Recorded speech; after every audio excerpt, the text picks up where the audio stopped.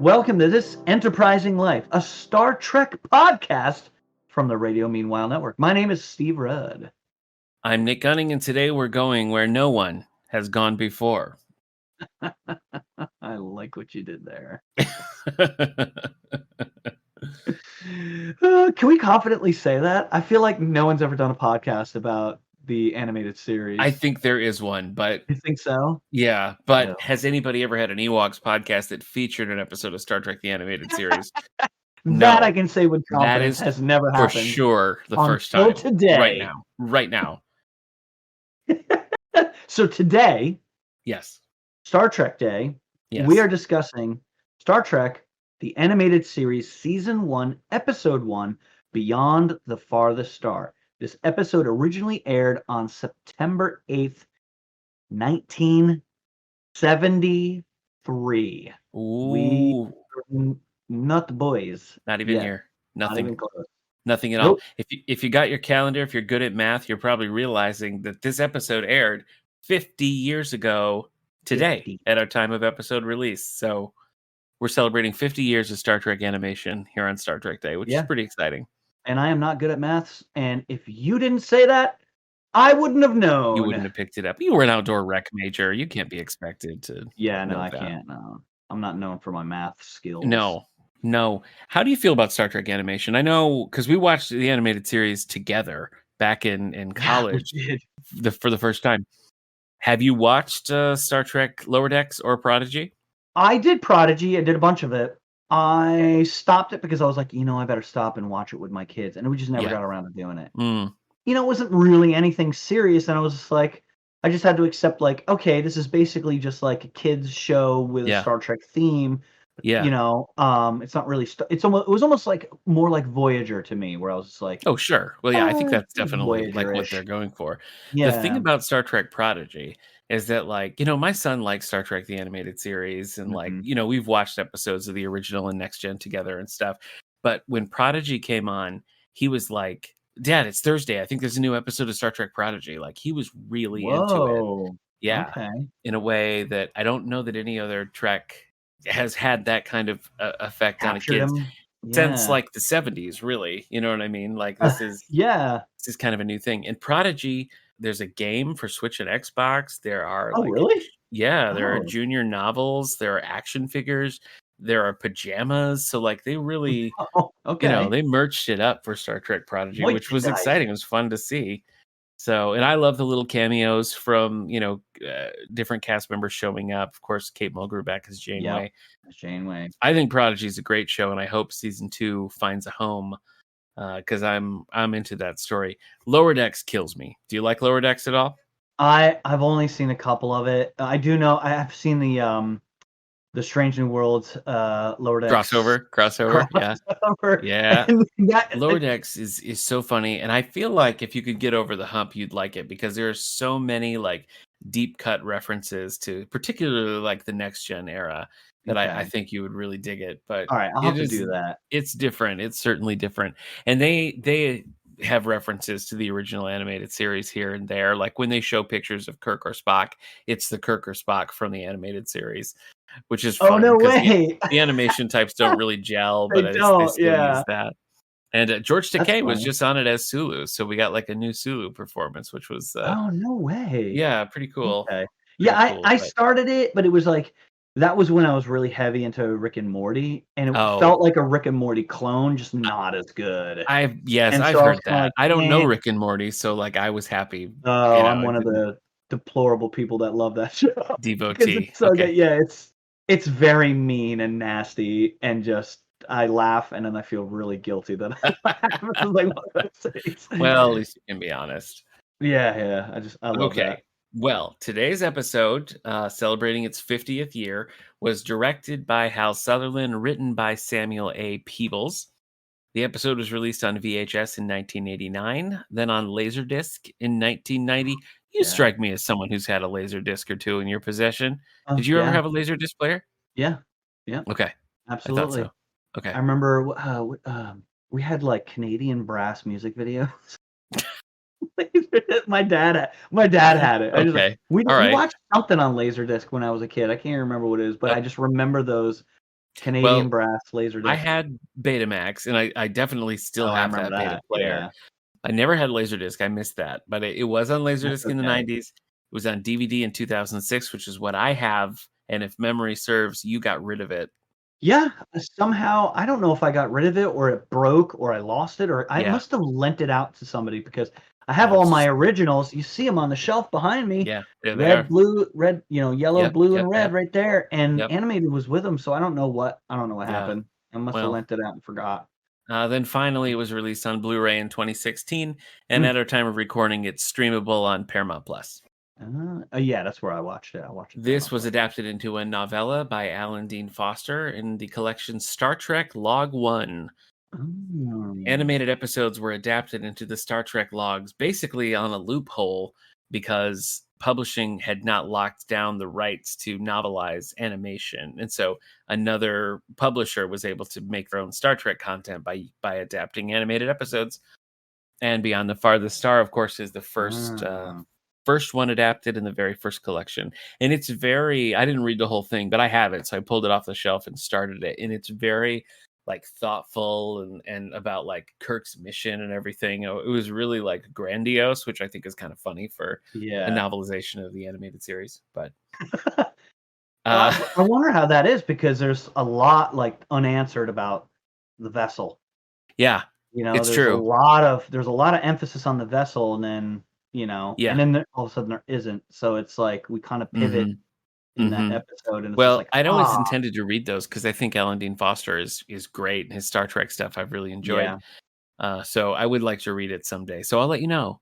Okay, yeah, let me know. The cast here we have the original crew from the animated series. Everybody reprises their role with the exception of Walter Koenig and James Doohan, who normally plays Scotty, voiced a million roles on this, and he Mm. voices the sort of computer consciousness villain that we have here in Oh, no today's episode. way. Okay. Yep. Huh. Our featured crew member today is writer Samuel A. Peebles. So he also wrote the second pilot for the original series, Where No Man Has Gone Before. Great This episode, it man. is a good episode. It aired as Mm. episode 3, but was actually the first produced with William Shatner as Captain Kirk. So in a lot of ways, this episode really kind of started the Star Trek that we know. And so yeah, he wrote that second pilot, and then he wrote the pilot for the animated series, which is pretty cool. Hmm. He also wrote the first 6 episodes of Jason of Star Command, which featured James Doohan as Commander Carnarvon. Did you ever watch Jason of Star Command? Yeah. No, never even heard of it. Pretty fun. Pretty fun. Yeah. It was like I want to say Filmation also, live action, just sci-fi show, Huh, where Jason okay. Star Command's like on a ship, and yeah, James Doohan is the captain of the ship, and it's very low budget, and Yeah. it's like a kid's sci-fi show, but I had a good time with it. All right. I'll have to find that. I'm always impressed with the animated series. I think they do such a good Yeah. job of making it feel like Star Trek. Mhm.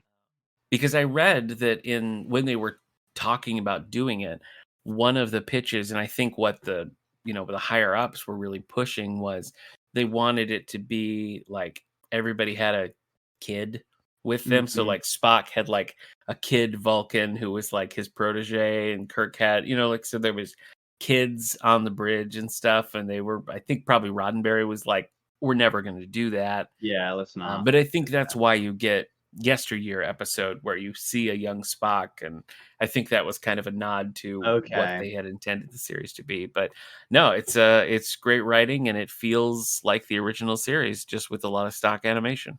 It's true. One thing I noticed immediately was the pacing was much slower. Mhm, It focused on little elements that I don't mhm. think distracted from it, right? Like there's the aspect in the beginning when they're trying to figure out I mean, they're flying, they've got like 40 seconds, they're flying at a planet, hurling at a planet, Yeah. but they're all kind of like, all right, should we do this? Nope. All right. 40 seconds. All right, let's try this. Let's do this. Nope, that didn't work. 30 seconds, and it's just like they're running through Yeah. the different things. And I felt like that felt like Star Trek. And because they focused on small aspects like Star Trek would do, oh, I'm scanning this thing. What about it? Mhm, Oh, wow, it's made mhm. up of this material. And, like that's Star Trek. That's what it's very science fiction, True. but it's fiction, but it's rooted in science. I wouldn't list this specific episode as like my favorite or like in my top 5 of the animated series or something, but I think watching the original Star Trek today, I mean, it's hard not to feel like it drags, like the original series has some episodes where even though like I'm having a good time, I'm kind of like, really, we're still in this conversation. Like we're still doing this, like next scene, please. And I think the tightness of the animated series, like, look, bro, you got 22 minutes to tell this story, really kind of forces them to, like, even though you have the contemplative moments, you got to move. I think sometimes they do have that slowness though in this, and like I did notice that. I was like, oh, the pacing feels much better. Like I like this, but there were times where it's like, ooh, that went. Well, there's long shots of the bridge. Yeah. But I think that's like that has to do with like film or toile, where like there's framing in the original series that's very artistic, and it almost felt like they tried to emulate that in the animated series, and like sometimes it worked. And some of those long shots of the bridge were like some of the long shots on the original series. And so, sometimes it worked, sometimes it didn't, right? Because there's things moving in a live action. Everyone's moving and doing things, where this would be like one person's moving and everyone else is completely stationary and drawn differently, like it's a painting as opposed to animation. Yeah. Well, I think when Spock is like leaning over the visor and like just his lips, like the science station, just his lips are moving and everything else is like perfectly still. Like you can definitely see where they're saving cash by not like having a million things animated at once. But I really don't think it detracts as much as it might. I think I would rather have that and have the writing than have worse writing or more clipped, dialogue and have more like running action kind of scenes. Like the dialogue stands out. I think it definitely stands out. I mean, it helps that you have the real actors voicing them, but like, I thought Uhura got a little bit more than she often did in the original series, which of course we talked about in the Lorelei signal for last Star Trek Day, but today even she was much more part of the conversation. I feel like they give the characters a little bit more of an equal conversation here. There's an episode of this called, I want to say, The Slaver Ship, that doesn't have Kirk because William Shatner was touring in some play or something, couldn't get there to record the dialogue. So they're like in a shuttle. Oh yeah. So okay. It's a good episode, and it's the only episode of that era that doesn't have Kirk. Like outside of the cage, which Oh, that's true. Yeah, the cage. Yeah, can't forget. It's just interesting to see, but. Anyway, I had a pretty good time with this. So shall we get into the uber detailed plot? Let's get into the uber detailed plot of Star Trek, the animated series, episode 1, season 1, Beyond the Furthest Star. The Enterprise intercepts a strange transmission and investigates. On their way, they are suddenly caught in a strange hypergravitational trap, hurtling them straight towards a dead star. Coolly and calmly, the bridge crew attempts to break this pull. They manage to miss the dead star by pushing towards the hypergravity well, putting themselves into orbit. Once in orbit, they discover there's another ship. It appears to be dead and over 300 million years old. Wow. Yeah. Interesting choice. Wearing their trusty life belts, the away team beams aboard to investigate the unique hulk. A closer inspection of the alien ship reveals that the owners somehow spun the ship into creation like a spider rather than building it. It also seemed that the crew abandoned the ship quite suddenly, as there are several hull breaches in each pod that are blown from the inside out. The away team investigates deeper into the ship, discovering there is still some power and functioning computer systems. When they reach a control room, the door behind them slams shut, trapping them inside. Suddenly, a life form from outside of the control room attempts to gain access with some sort of energy beam. The away team quickly reacts, trying to stop it, but discover an old message from the original crew saying to escape with their lives. The control room door is breached, and the away team beams back to the Enterprise seconds before the control room is reduced to rubble. Although untouched, the away team discovers that a luminous life form was beamed aboard with them. Before they can beam the alien away, it flees into the Enterprise's computer systems. One by one, key systems shut down across the ship. The bridge crew realizes that the alien has taken over the ship and shut down certain non-essential systems based on its non-corporeal form. Kirk attempts to communicate with the form, and it reveals itself through the ship's intercom. It so desperately wants to leave the hypergravity well planet and now has a suitable starship to do so. Several times, the entity forces the crew to perform tasks or risk punishment of being shot by the ship's security system. The bridge crew devises a plan to outsmart the entity. Kirk convinces the being to allow him to pilot them away, but acting quickly turns the Enterprise towards the dead planet on a collision course. The entity fires at Kirk, but it's no use. The Enterprise is sure to be obliterated once it hits the surface. In a panic, the entity leaves the Enterprise for fear of death, and the ship warps briefly to avoid the planet and break its orbital gravity trap. The Kirk maneuver works, saving the Enterprise from total destruction and ridding it of the alien intruder. As they leave the planet in their rear view, the entity groans miserably on the view screen, pleading with the Enterprise in forlornness. Unaffected, the Enterprise returns to its original mission to chart the stars. Roll credits. A little bit of a dark ending there. Yeah, it was a little bit of a depressed ending with like the alien being like so lonely. It's kind of sad, man. I mean, 300 million years, we're talking, like, that's a long time, man. Yeah. So my son has watched this episode and he hates the ending. Like, he says, like, why?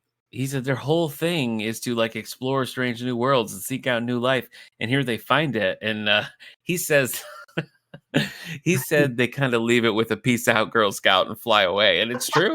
He's right. Yeah. I didn't even think about that they really do. They're like, oh man, let's get away from that. They're like, like that was a drag. Let's get out of here. In other Star Treks, they at least leave a probe behind to like warn something. People, yeah. You know? But I think that's interesting. I think that's interesting because it's kind of a throwback to a more pulpy sci-fi of like the 40s and 50s because it is dark, you know, whereas like if this were next gen, they would befriend this thing. You know what I mean? Totally. They would be like, we'll find a way for you to communicate. You know what I mean? Like, let's become friends. Exactly. But this sort of like, we've discovered this weird thing and it's us or them and we got to get out of here, is really a throwback to an earlier era of sci-fi. Yeah. So I thought that was an interesting. It reminded me of, I can't remember the episode name, but the one where it was the machine and Kirk wins out by fooling the machine with logic. And it felt like a mixture of that and the episode of the original series that Samuel A. Peebles wrote, Where No Man Has Gone Before, would have that aspects of orbit. Right? Yeah. He uses that in that episode, which becomes the premise of Star Trek 4. And so, like, I like his writing. This was good. I mean, there were aspects. Look, I'm going to complain. I always have something to complain about in something, right? You to point out. Bless your heart. I'm an old man, and I want to complain about something, so I'll find it. But, like, the 300 million years thing, like, that's weird. That was a curveball when I was like, wait, did he say 300 million? And I was just like, do I remember him saying that? Like when I used to own this, like I didn't even remember him saying 300 million years old. I thought maybe 300 million. Yeah, it was when I think it didn't mean anything until I caught that line when he was like, oh, that was when McCoy was like, oh, pre-human life, on Earth, and I was just like, what? Oh yeah, he said 300 million. But that feels like if you ever watched like Lost in Space or anything like that, they would find these like really weird planets, and the whole concept of like it's not constructed, it's spun like webs, and you have all these like pods that are burst open and stuff. Yeah, that feels very Lost in Spacey to me, and Lost in Space again. That I thought was a mistake. Oh, you didn't like it? No, that was a mistake. It's a more complex concept than they have the time to devote in the episode. I think you're right. Yeah. If we could have really like got into it, maybe that would feel a little bit better to you. But I get why that didn't work so much. Mm-hmm. I was trying to like watch this like objectively because I've seen it before. I've seen it like probably more than some of the others because I'll like first turn one. it on. Yeah, it's the first one. It's like the first one you play. And so I was trying to be like, if I was just somebody who grew up watching Star Trek or was watching it in syndication or whatever, how would this land for me. Mm-hmm. And I think I would have just been so wrapped up in like, it's new Star Trek. It's the real cast. They're doing Star Trek-y things, and seeing all the visuals and stuff that they never could have accomplished in live action is cool. But I don't think it's the strongest of stories. Yeah. I don't know. Like, it would be interesting to see like a child in 1973 watching this, like, if it really, really would have worked, if it really would have pulled them in. Mm-hmm. I think there are many episodes of the animated series that are much, much better than this. And I would probably put this on the lower end in ranking the whole series. It's not one right. But here's the thing, you're really hits it, You're feeling, right, and this is how I felt, that this felt like a very condensed actual episode of the original series. It did. Right, which has been very different than like Ewoks, which were like, oh my gosh, this doesn't feel like Star Wars at all, but it's called Ewoks. Yeah. And so like that's one thing I think they get right with this show, that I too was thinking like, I wonder where it would have gone if they had 40 minutes as opposed to 20. Yeah. What they could have gone into, I don't know about this one in particular, but I know that some of the episodes were scripts that had been intended for live action that were adapted. And maybe this was, this was, and they put it down. But I feel like a lot of, why the ending is so upsetting for my son, I think, is the choice that James Doohan makes as the creature, as the entity, because he's like, please, so he just is completely broken. Like you totally made a mistake. And they really do just like, got nothing. I don't want anything to do with this. So goodbye forever. It does feel sad. It does kind of like tug a little bit there, but yeah, I think you hit it. I think the dynamics are right, and I think it's pretty much a good time overall. Mm-hmm. Yeah, I really enjoyed it. I always enjoy this, and maybe that's my bias, but it felt like it was more paced to be enjoyed, as opposed to some of the Ewok stuff, which is just a little bit out of control, and then there's too much goofiness and there's not enough story, where this was like packed with story. Let's go, story from the get-go.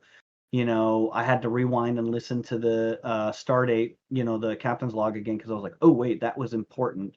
And I went back and I was like, oh yeah, okay, all right, and I just love the writing. I think the writing on the show is really good, and maybe with the 50th anniversary, people will like go back and rediscover, because I feel like the animated series gets a bum rap, primarily because of the animation.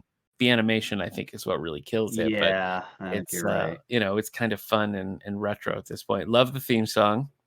Oh yeah, it feels another good one. Feels very Star Trek-y, but like it has elements of the Alexander Courage theme from the old days. Yeah. But it's got a nice pep to it. I like it. I think it's pretty good. There was a couple times too that I noticed the framing was very clever, with like moving when it was the engineering, and it was like moving, and instead of having to draw people, it was just the shadows because it was so far away, but the room moved with them. And I thought, well, that's very interesting, because that's almost like a camera moving in the actual engineering room. And what a great job. That stood out to me. That I was like, oh wow, this is this is 1973, and they just pretty much stepped up their game as far as like framing and filming a scene. Yet it was animation. Then the rest of it's just all still. You're never moving. And clearly, we're looking at a series where they spent the overwhelming majority of their budget on the voice cast. Oh, 100%. Because they got everybody in. So like, that's where all the money is, and I think it's money well spent. I mean, you got a solid crop of writers, and you got the the time-tested crew. It's just a good combination. I think you mentioned in your synopsis here, but the little belts that they wear to put the little they just get like yellow lines around them, so that now they can breathe in space. It's such a janky clever. It's not unlike the transporter in the original series, where they were like, we can't be shooting shuttles and having things land all the time. We got to solve this. And so they come up with transporters. And here, same deal. They're like, we're not going to redraw all of this with them wearing suits. That's the first thing I thought of. Clever idea. It is clever. They just threw the belt in there pretty well. And the halo all the way around. I thought that was funny. Well, while we're talking good for Star Trek Day, what is your fascinating moment for this episode, your favorite? Fascinating. Man, it's really hard, but I loved the maneuver. I had to rewind it a couple times. There was like they used two maneuvers, right? Instead of fighting the gravity well, they flowed with it and pushed ahead and managed to turn and get into orbit. And then when they were leaving, they like used the warp drive like briefly to like just a little pop. Pop to kind of like get around it almost. They're kind of going right at it, and then the warp drive, I'm assuming what happened was the warp drive jetted them to the side so that they could get around, and I just thought that was really interesting. That's something we would see. I mean, that's the entire premise of, being able to loop around a planet like that is the entire premise of Star Trek 4. And, True. That's something that would be used. And I just thought that it was really great when it happened. I was like, oh, nice. Yeah. It was like the you're right. Picard maneuver mixed with, where no man has gone before. A little Picard maneuver there. Use the warp drive to jump a little bit. So very clever. I thought that was very, very clever. What about you? Good pick. We've talked about it a lot. But it is that dark end. I think them doing you like that. Yeah, I do. Well, the fresh air. I mean, I understand like why you don't want it, but I just feel like it is such a. It didn't end with Spock twerking on the bridge, It's right. It almost feels like a twist, like they break free of this thing and like they don't defeat it, they don't like understand it. They just think if we stay, this will kill us, and so we got to go. It's a product of a different time. It kind of was. They did leave kind of like good riddance. All right, let's chart the stars, and it's just like, wait, what? You just discovered a 300 million year old ship. I know. In some entity, and you're they just don't even like take samples or whatever. All right, I'm out. Yeah, I got to do that again. Yep. All right. Well, what is your darn it, Jim moment? Darn it, Jim. I thought the alien ship itself, I was very intrigued by it, right? All the aspects of it. And then when I was watching it again, I remembered thinking the same thing. I was like, oh, yeah. I remember thinking it's really cool. And they point out how it's made and how it draws energy from everywhere and this and that. And then it has nothing to do with the rest of the episode. Has nothing to do with it. And so I was kind of just like, oh. It's basically like Indiana Jones discovering the idol that's 100 million years old. Yeah. And then like using it as a paperweight somewhere to like, which he might on like a menu at a restaurant, where you're like, it was kind of a pivotal aspect of the episode, and then it really got shelved, and we never come around to it. And that's what I'm used to, like when you focus on something in an episode, may seem kind of insignificant, and then later on we come around, and that insignificant thing actually has some bearing or significance to the story, right? Where you're like, oh, well, like, and that's a way that maybe it could have been fixed with a little bit more just length. Like throw in a line.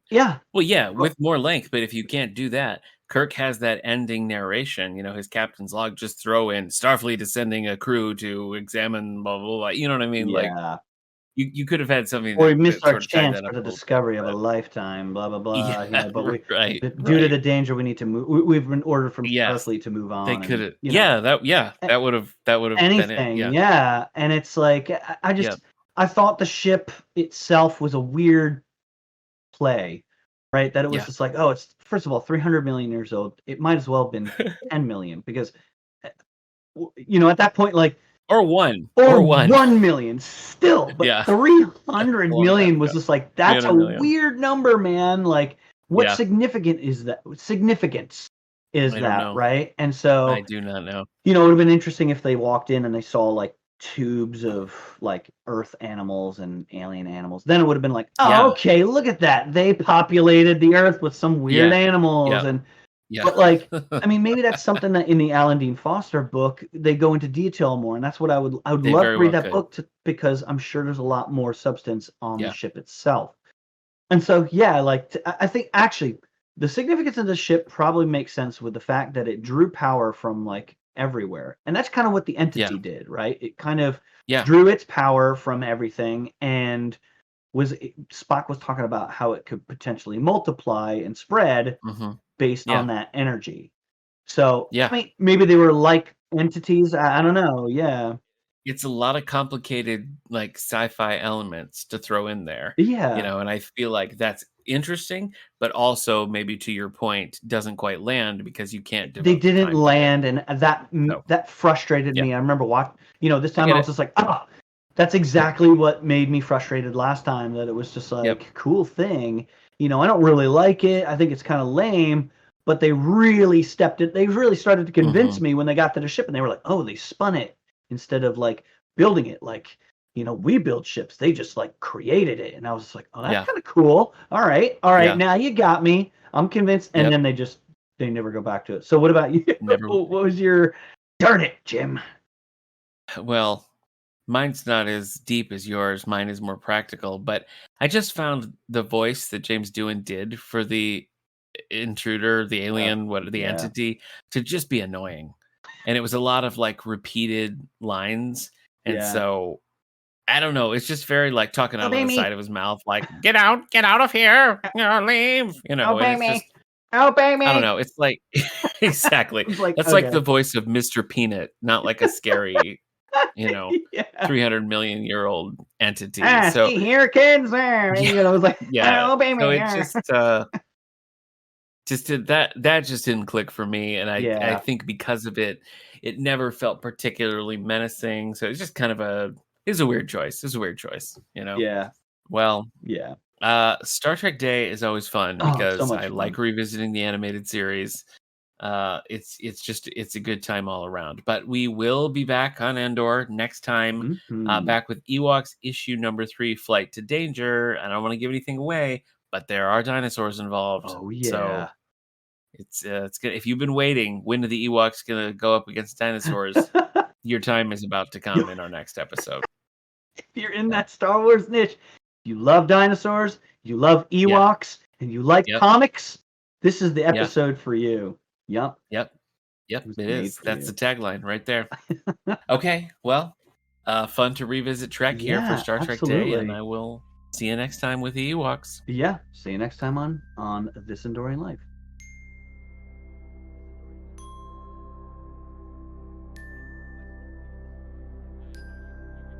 This Endorian Life was brought to you by the Radio Meanwhile Network. Other shows on the network include Previously on X-Men, 90s Music Got Me Like, and 9021 Here We Go! Share your thoughts on this and upcoming episodes by following us on Facebook or X at Endorian Life, and please rate, subscribe, and share the show wherever you get your podcasts. Live long and prosper, man. Live long and prosper.